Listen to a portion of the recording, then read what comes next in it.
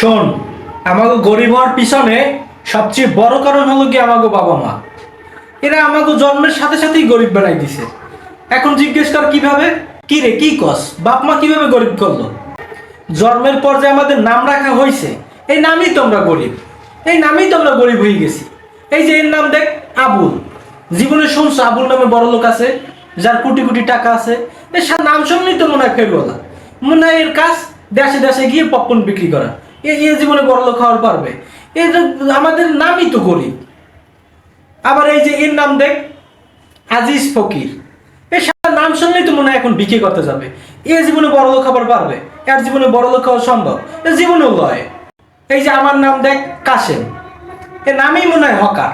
মনে হয় এর কাজ হাটে হাটে গিয়ে মলম বিক্রি করা। এই তো আমাদের বাপ মাই তো আমাদের নাম থেকে গরিব বানাই দিছে। এ নামে জীবনে বড় লোক হওয়া সম্ভব? এ জীবনেও নয়।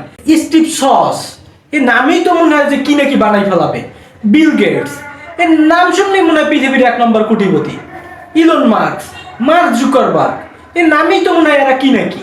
আবার এই যে এর নাম দেখ, লেলো। এ তো নামই মনে হয় সাপুরিয়া।